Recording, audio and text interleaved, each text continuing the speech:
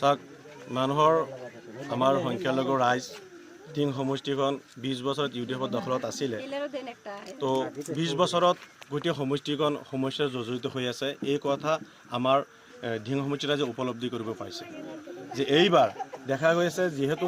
26 নিৰ্বাচনত আকৌ ডক্টৰ হিমন্ত বিশ্ব শৰ্মাৰ বলিষ্ঠ নেতৃত্ব আমাৰ চৰকাৰ হ'বলৈ আহি আছে চৰকাৰ হ'বলৈ গৈ আছে গতিকে এইবাৰ সকলো ৰাইজ সকলো সংখ্যক ৰাইজ মোৰ আইমাতৃসকল সকলো আমাৰ মুৰব্বীসকল ওলাই আহিছে যে এইবাৰ আমি চৰকাৰৰ লগত থাকিম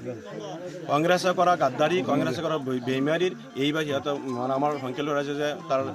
প্ৰতিফল পাব কংগ্ৰেছে এই কথা নিশ্চিত হৈ পৰিছে আৰু ৰাজ্যীয় দলে হওক আমাৰ UDF হওক তেওঁলোকে যে চৰকাৰ কৰিব নোৱাৰে এই কথা সকলো সমষ্টিৰ ৰাইজে আমাৰ ডিং সমষ্টিৰ ৰাইজে উপলব্ধি কৰিব পাৰিছে এতিয়া কিন্তু কংগ্ৰেছক বা ৰাজ্যীয় দলক বা UDF ভোট নিদিয়ে এই কথা চিৰসত্য এটা কথা চৰ্চা চলিছে যে ডিং সমষ্টিখন হয়তো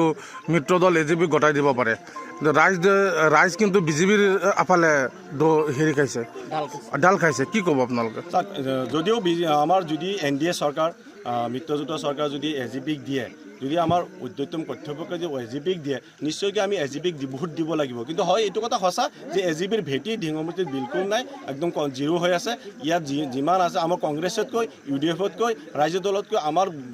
আমাৰ BJP দলৰ ভেটি যথেষ্ট মজবুত হৈ আছে যিহেতু দেখা গৈছে আমি বিগত পঞ্চায়ত নিৰ্বাচনত আমি 50,000 ওপৰত আমি ভোট পাইছিলোঁ সেইপিনে আমি চালে এইবাৰ যে BJP চৰ বিধায়ক হ'ব এই কথা নিশ্চিত হৈ পৰিছে যদি আমাৰ উদ্যতম কৰ্তব্যকে যে আমাৰ BJP যি প্ৰাৰ্থীয়ে কোনোবা প্ৰাৰ্থী এজন দিয়ে এই কথা আমি চিৰসত্য স্পষ্টকৈ ক'ব পাৰি এই কথা ৰাইজৰ যিটো সঁহাৰি পাইছোঁ তাৰ পিনে চাই আমি উপলব্ধি কৰিব পাৰি এইবাৰ যে ডিং সমষ্টিৰ পৰা বিধায়ক যে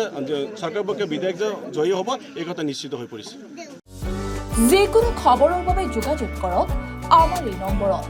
9181 307 221